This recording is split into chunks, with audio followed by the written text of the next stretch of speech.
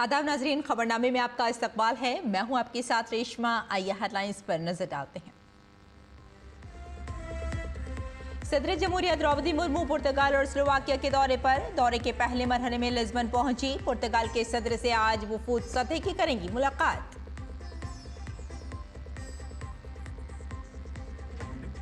वजीर दाखिला अमित शाह आज कठुआ में सरहदी चौकी विनय का करेंगे दौरा। वो जम्मू के राजभवन में शहीद पुलिस एहलकारों के अहल खाना से करेंगे मुलाकात और उन्हें हवाले करेंगे अपॉइंटमेंट लेटर।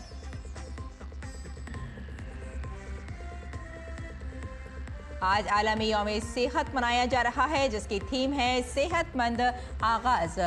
उम्मीद अफजा मुस्तकबिल के साथ तवज्जो, ज़चगी और नौज़ायदा बच्चों की सेहत पर मरकूज है। आज से मुल्क में आलमी यौम योगा के प्रोग्राम में भी हो रहे हैं शुरू।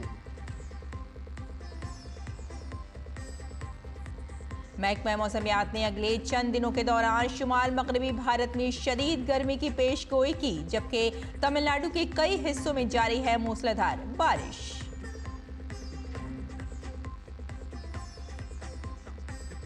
ब्यूनस आयर्स में जारी ISSF वर्ल्ड कप में हिंदुस्तानी शूटर रुद्राक्ष पाटिल का निशानेबाजी में शानदार मुजाहिरा। 10 मीटर एयर राइफल में जीता तलाई तमगा।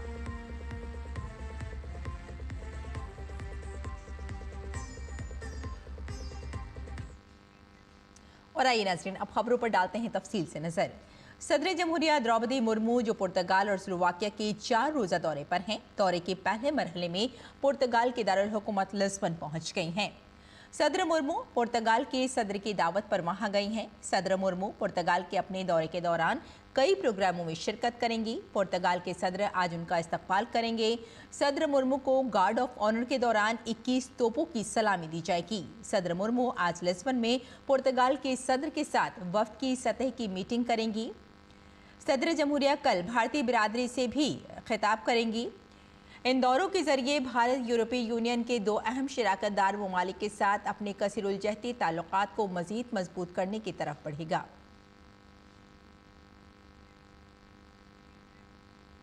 सदर जमहूरिया द्रौपदी मुर्मू पुर्तगाल के 2 रोज़ा सरकारी दौरे पर हैं। सदर जमहूरिया द्रौपदी मुर्मू पुर्तगाल के अपने दौरे के दौरान कई प्रोग्रामों में शिरकत करेंगी। इस दौरान सदर जमहूरिया अपने पुर्तगाली हम मनसब के साथ 2 तरफा मीटिंग भी करेंगी और हिंदुस्तानी कम्युनिटी से भी खिताब करेंगी। सदर मुर्मू का ये दौरा उस वक्त मजीद अहमियत का हामिल हो जाता है जब हिंदुस्तान और पुर्तगाल सिफारती ताल्लुकात के दोबारा क़याम के 50 साल का जश्न मना रहे हैं। इस दौरे में सदर जमहूरिया का प्रोग्राम क्या होगा, देखिए हमारी ये खुसूसी रिपोर्ट। सदर द्रौपदी मुर्मू पुर्तगाल के सदर मार्सेलो रेबोलो डिसूजा की दावत पर पुर्तगाल के दौरे पर हैं। सदर मुर्मू को गार्ड ऑफ ऑनर के दौरान 21 तोपों की सलामी दी जाएगी। सदर मुर्मू राजधानी लिस्बन में लुइस वाज डी कैमोस के मजार पर फूल भी चढ़ाएंगी और बाद में मॉस्टेरियो डास जेरोनिमस चर्च का दौरा भी करेंगी। इसके बाद सदर पलासियो डी बैलम पैलेस पहुंचेंगी। दोनों ममालिक के दरमियान सिफारती ताल्लुकात के 50 साल मुकम्मल होने के मौके पर यहां एम्बेसडर हॉल में एक यादगारी डाक टिकट जारी किया जाएगा। दोनों ममालिक के सुदूर महल के सालादी जंतर हॉल में वफूद की सतह के इजलास में शिरकत करेंगे। दोनों ममालिक के सुदूर चैपल का दौरा भी करेंगे और बाद अज़ा महल के सालादाज बयास में मुश्तरका प्रेस बयान में शिरकत करेंगे। दोपहर में सदर द्रौपदी मुर्मू अपने वफ्द के साथ किमारा म्यूनिसिपल डी लेस्बुआ पहुंचेंगी, जहां उन्हें लिस्बन के मेयर की तरफ से शहर की कलीद पेश की जाएगी। यहाँ सदर मुर्मू तमाम मौजूदीन से भी खिताब करेंगी। शाम को सदर मुर्मू पुर्तगाली वजीर आजम लुइस मॉन्टेनेग्रो से मुलाकात करेंगी। इसके बाद शाम को सदर मार्सेलियो रिबोलो डिसूजा की तरफ से सदर मुर्मू को एजाज में एक सरकारी जियाफत का एहतमाम किया जाएगा। दोनों ममालिक के ताल्लुकात पर नजर डाली जाए तो इन मुलाकातों में कई अहम उमूर पर बातचीत का इम्कान है। ये वर्ष हमारे लिए बहुत विशेष है। इस वर्ष में हम भारत पुर्तगाल के राजनयिक संबंधों के पुनर्स्थापन की स्वर्ण जयंती मना रहे हैं। उस उपलक्ष्य में भारत के राष्ट्रपति यहाँ पधार रही हैं। 27 वर्ष के अंतर के बाद भारत के राष्ट्रपति यहाँ आ रही हैं, तो लिहाजा हमारे लिए, पुर्तगाल के लिए ये बहुत विशेष यात्रा है। सदर मुर्मू अपने दौरे के अगले दिन यानी 8 अप्रैल को पुर्तगाल की कौमी असेंबली का दौरा भी करेंगी। यहाँ असेंबली के सदर जोस पेड्रो इग्वार ब्रैंको के साथ वफ्द सतह की बातचीत होगी। इसके बाद सदर द्रौपदी मुर्मू चंपाली मोट फाउंडेशन का दौरा करेंगी और वहाँ एक दरख्त भी लगाएंगी। दोपहर में सदर मुर्मू महात्मा गांधी और कस्तूरबा गांधी के मुजस्समों पर फूल चढ़ाएंगी और बाद में राधा कृष्ण मंदिर भी जाएंगी। हमारा सौभाग्य है कि प्रेसिडेंट साहब यहाँ पे आएगी और ये मंदिर में आके वो आरती करेगी। अपने पुर्तगाल दौरे के आखिरी मरहले में सदर द्रौपदी मुर्मू दोपहर को दारुल हुकूमत लिस्बन में हिंदुस्तानी बिरादरी से खिताब भी करेंगी। पोर्चुगल की अपनी यात्रा के दौरान राष्ट्रपति द्रौपदी मुर्मू द्विपक्षीय संबंधों के साथ साथ तमाम ऐसे मुद्दों पर बातचीत करेंगी जिससे दोनों देशों के बीच संबंध और ज्यादा प्रगाढ़ होंगे। हम जानते हैं कि भारत और पोर्चुगल अपने 50 वर्षों के स्वर्णिम अध्याय के उन रिश्तों को हर्ष के रूप में मनाने जा रहा है जिससे दोनों देशों के संबंध और ज्यादा कैसे मजबूत हों। कैमरामैन कुमार दत्ता के साथ Rishi Kumar, DD News, Lisbon. पुर्तगाल की राजधानी लिस्बन में हिंदुस्तानी निजात लोग अपने कारोबार बहुत कामयाबी से चला रहे हैं। इन लोगों में खास तौर पर श्री राम रेस्टोरेंट की मालिक नलिनी और उनके शौहर धर्मेश भाई ने लिस्बन के लोगों में भारतीय जायके को एक आदत बना दिया है। आइए जानते हैं नलिनी और धर्मेश की जद्दोजहद की कहानी हमारे नमा-निगार ऋषि कुमार की इस रिपोर्ट में। पोर्चुगल में अवसरों की कमी नहीं है। ये अवसर है उन लोगों के लिए जो यहाँ पर ईमानदारी से और मेहनत से काम करना चाहते हैं। भारतीय लोगों के लिए खास तौर से यहाँ लोग उत्साहित रहते हैं और इनका स्वागत करते हैं ताकि वो अपना कामकाज यहाँ पर कर पाएं। ऐसा ही एक रेस्टोरेंट है इस समय, श्री राम रेस्टोरेंट। ये रेस्टोरेंट लिस्बन के बीच शहर में है और इसकी खासियत ये है कि ये पूरे पोर्चुगल में 100% वेजिटेरियन रेस्टोरेंट है। तो इस समय हमारे साथ हैं श्री राम रेस्टोरेंट के मालिक धर्मेश भाई और अल्पा पारिक। दोनों पति पत्नी हैं और मिलकर किस तरीके से सफलतापूर्वक काम कर रहे हैं, बात करते हैं। धर्मेश भाई, सबसे पहले बताएं कि आप यहाँ पर आए कब थे, शुरुआत कैसे हुई, संक्षेप में। मैं 2016 में आया, हम दोनों साथ में ही आए 2016 में। और फिर आके इधर तो पोर्टुगीज़ लैंग्वेज है, भाषा का प्रॉब्लम। फिर आए 1 साल तो ऐसे ही देखा ये सब, फिर स्ट्रगल किया, सभी जगह पे काम किया, एक्सपीरियंस लिया, इन लोगों का तौर तरीका वो सब कुछ देखा। उसके बाद हमने 2019 में, जैसे 18 के एंड में ये हमने 2018 से एंड से हमने लिया था, मगर 19 में हमने ये रेस्टोरेंट स्टार्ट किया। तो इसमें यहाँ की सरकार का किस तरीके, क्योंकि माना जाता है कि यहाँ भारतीयों के लिए काफी अवसर हैं, आपको लगता है इस तरीके की बात यहाँ पर है? यस है। गवर्नमेंट इज़ फुल्ली सपोर्ट कि इमिग्रेंट के लिए सभी में तो ये सपोर्ट करती है government. Okay, like papers, card, resident, वो सब तो इजीली, जैसे हम इधर जैसे लीगल हो और टैक्स हम पे करते हो तो लीगली हो तो गवर्नमेंट ऑब्वियसली वो सपोर्ट, फुल सपोर्ट करती है। आगे आने वाले समय में जिस तरीके से भारतीयों के लिए यहाँ अवसर बढ़ रहे हैं, किस तरीके से और भी लोग यहाँ पर आते हैं और अपना जो व्यवसाय है या सपने पूरे करने की कोशिश करते हैं। निश्चित तौर से पोर्चुगीज लोग भारत के साथ जो उनका संबंध रहा है, पुराना संबंध रहा है, अब वो एक नई दिशा में बढ़ रहा है। हम 50 वर्ष की जो डिप्लोमेटिक रिलेशंस की जो वर्षगांठ मना रहे हैं, उस पर इस तरीके की कहानी निश्चित तौर से एक बड़ी दास्तान कहती है। कैमरामैन कुमार दत्ता के साथ Rishi Kumar, DD News, Lisbon. Bharat और पुर्तगाल के दरमियान बहुत पुराने ताल्लुकात हैं जो तकरीबन 500 साल पहले शुरू हुए थे, जब पुर्तगाली मल्ला वास्को डी गामा मई 1498 में अफ्रीकी बरआज़म से होते हुए भारतीय बंदरगाह कालीकट पहुंचे थे। फादर एंटनी कोलिमाओ ने उन ताल्लुकात को दोनों ममालिक में मुख्तलिफ शक्लों में गुजारा है। वो 1936 में भारत के सिलवासा दमन में पैदा हुए और 1970 में पुर्तगाल के दारुल हुकूमत लिस्बन चले गए। हमारे नुमाइंदे ऋषि कुमार ने लिस्बन में 90 साला एंटनी से बातचीत की। भारत और पोर्चुगल के बीच में पुराने संबंध रहे हैं और ये कहानी आज हम आपके सामने ला रहे हैं, जिसमें हमारे साथ फादर एंटोनी कोलिमाओ हैं, जो कि जिनका कि जन्म भारत में हुआ था और 1936 में इनका जन्म भारत में हुआ था और 1970 में ये पोर्चुगल वापस आ गए थे। क्या क्या इन्होंने वहाँ पर किया, क्या तजुर्बे रहे और अब यहाँ का क्या कर रहे हैं, और दोनों देशों के बीच में एक पुरानी कहानी इनसे सुनते हैं। Father Anthony, you tell us about your past life in India. India, very good. Yeah. Namaste. I was born in Silvassa, Nagaravali. It is part of Daman at 1936. And very small, I was taken to Daman, where I stayed till 7-8 years. Then I came back to Silvassa. We used to speak in Silvassa Portuguese and Gujarati. But I had learned in Silvassa Gujarati, Marathi, Hindi. You told us that you know Hindi also. आप हिंदी समझते हैं? Yeah. कुछ हिंदी में बोलिए. क्या आपके दोस्तों से बात करते थे हिंदी में? अभी तो 50 वर्ष हो गया हम इधर पोर्चुगल में, तो माफ करो मैं तो अंग्रेजी में इंग्लिश में बोल सकते. One last question. What do you think about the both India and Portugal relations? Very good, a long relation. As I was telling, I did help from the beginning some 50 years ago many ambassadors of India, and they used to call me to give a help.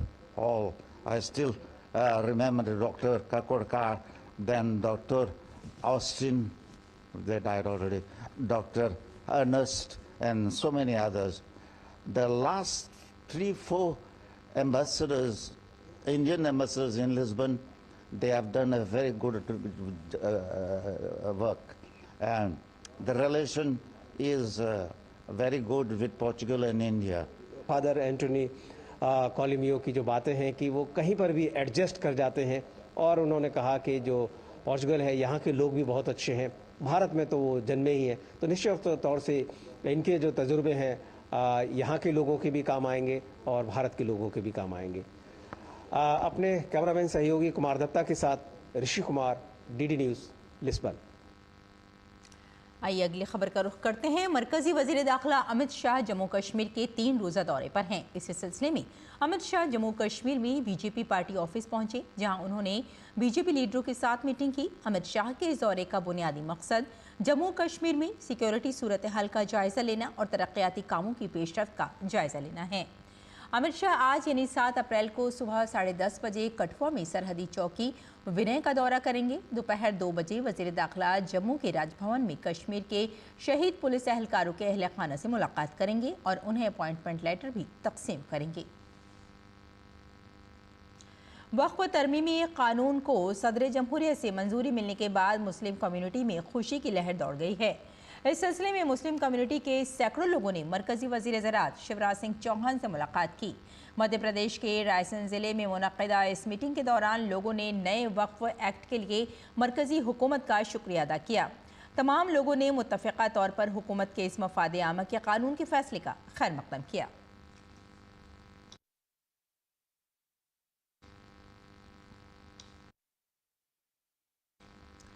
भारतीय फ़ौज का field हस्पताल Myanmar में ज़लज़ले के मुतासरीन को मुसलसल तिब्बी इमदाद फराहम कर रहा है. हस्पताल ने मांडले में आफत से निमटने की कोशिशों के तौर पर कुल 859 मरीजों का इलाज किया. 20 से ज़ायद शदीद ज़ख्मियों की सर्जरी की गई. इस सिलसिले में म्यांमार की मुसल्लह अफ़वाज के commandant in chief general मनआंग Helang ने भारतीय फील्ड अस्पताल का दौरा किया. जनरल हेलेंग ने ज़ेर इलाज मुतासरीन से मुलाकात की और इस आफत से होने वाले नुकसान और तकलीफ पर गहरे दुख का इज़हार किया. उन्होंने इस मुश्किल वक्त में हिमायत के लिए भारत और हिंदुस्तानी अवाम का शुक्रिया अदा किया. रिजर्व बैंक ऑफ इंडिया की मॉनेटरी पॉलिसी कमेटी की मीटिंग आज से शुरू हो रही है. आरबीआई की ये मीटिंग नए माली साल की पहली मीटिंग है और आरबीआई की एमपीसी की 54वीं मीटिंग है. इस मीटिंग में आरबीआई एक बार फिर रेपो रेट में कमी कर सकता है. महंगाई में कमी से मरकजी बैंक को शरह सूद में कमी की गुंजाइश मिलती है. अमेरिका की जानिब से जवाबी टैरिफ आयद करने के ऐलान से आलमी मईशत को चैलेंज का सामना है. ऐसे में मुल्की महाज पर भी माशी तरक्की की हौसला अफजाई की ज़रूरत महसूस की जा रही है. अगर आरबीआई रेपो रेट में कमी करता है तो आने वाले दिनों में लोन सस्ते हो सकते हैं. आरबीआई के गवर्नर संजय मल्होत्रा 9 अप्रैल को इस मीटिंग के लिए फैसलों के बारे में जानकारी देंगे। इससे कबल गुज़िश्ता माली साल की आखिरी मीटिंग में आरबीआई ने शरह सूद में 0.25% की कमी की थी। फरवरी में होने वाली मीटिंग में शरह सूद 6.5% से कम करके 6.25% कर दी गई। ये कमी तकरीबन 5 साल के बाद की गई थी। उत्तराखंड की राधा भट्ट को पद्मश्री अवार्ड से नवाजा गया है। उन्हें माहौलियाती तहफ़्फ़ुज़, ख़वातीन को बाइख्तियार बनाने और गांधीयाई नज़रिए को फ़रोग़ देने में उनके ताउन के लिए ये एजाज़ दिया गया है। राधा भट्ट ने अवार्ड मिलने पर खुशी का इज़हार किया और हुकूमत का शुक्रिया अदा किया। मुझे भी खुशी भी हुई है, गर्व भी हुआ है कि एक राष्ट्रीय पुरस्कार मुझे मिला है। ऐसे मुझे कई पुरस्कार मिले हैं, वो भी कम नहीं है, वो भी बहुत प्रतिष्ठापूर्ण है। लेकिन इसकी बात अलग है, ये जैसे ही मुझे मिला तो पूरे देश भर में मुझे जानने पहचानने वाले, कोई दक्षिण भारत से तो कोई भूटान से तो कोई कश्मीर से मुझे बधाई देने लगे, तो ये बात अलग है। कॉलेज यूथ आइडियाथॉन 2025 का grand final Indian institute of technology Delhi में इख्तिताम पजीर हुआ। इस मौके पर टॉप 10 फातिहीन का ऐलान किया गया।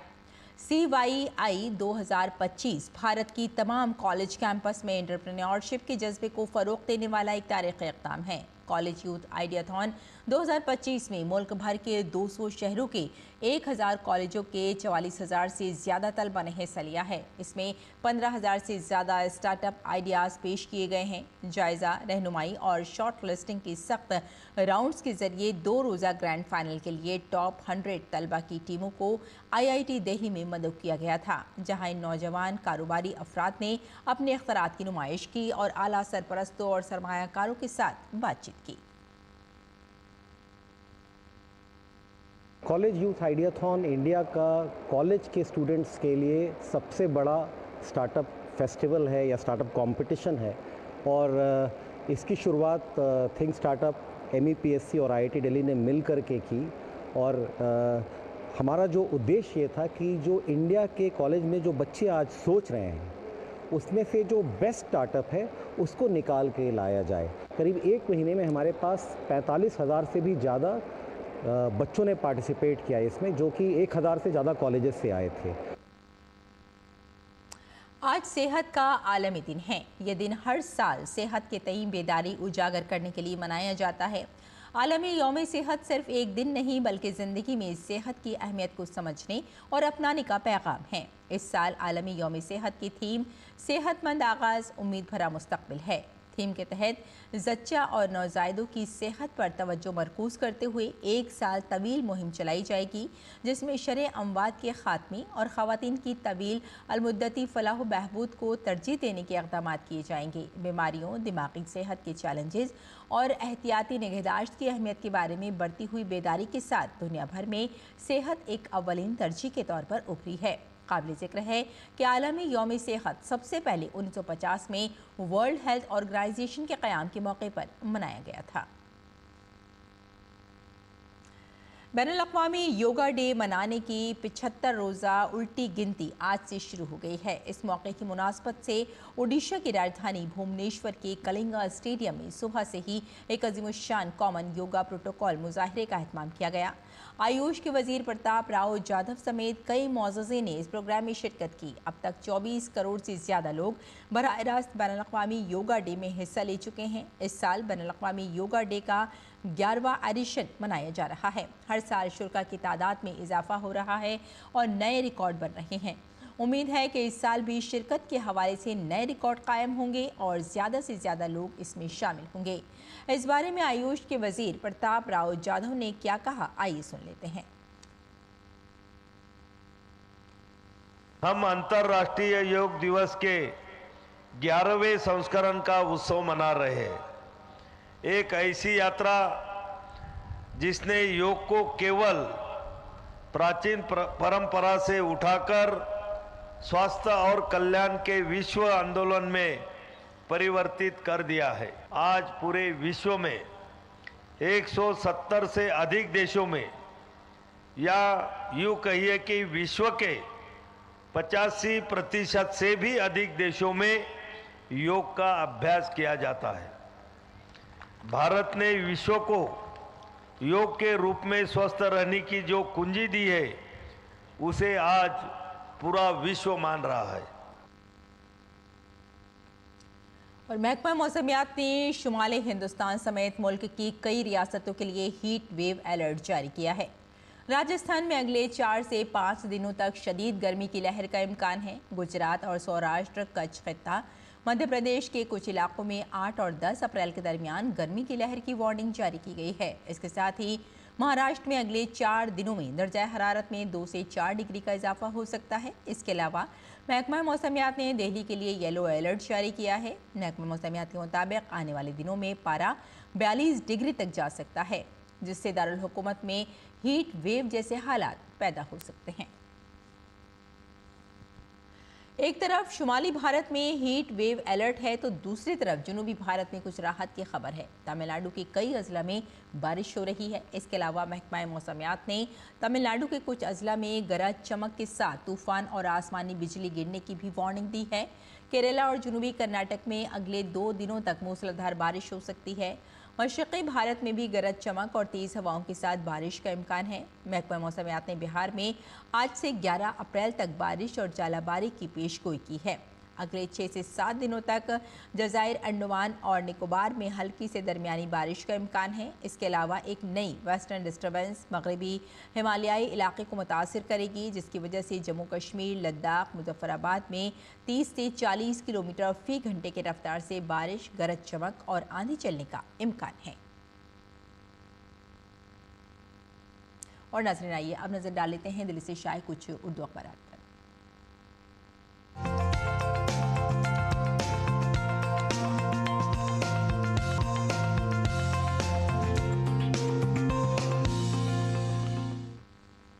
नाज़रीन, कुछ खास खबरों पर नज़र डाल लेते हैं। वज़ीर आज़म ने तमिलनाडु में बम्पन पुल का इफ्तिताह किया और कई तरक्याती मंसूबों का संग बुनियाद भी रखा।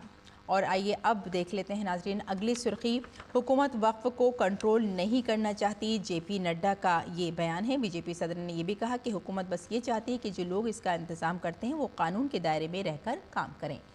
और एक और सुर्खी देख लेते हैं। ट्रंप की पॉलिसियों के ख़िलाफ़ अमेरिका समेत दुनिया के मुतादिद ममालिक में एहतिजाजी मुजाहिरे हो रहे हैं और 1400 से ज़ायद रैलियाँ भी निकाली जा रही हैं। और अगली ख़बर पर भी आइए नज़र डाल लेते हैं। आपको बता दें कि गज़ा से ये ख़बर है।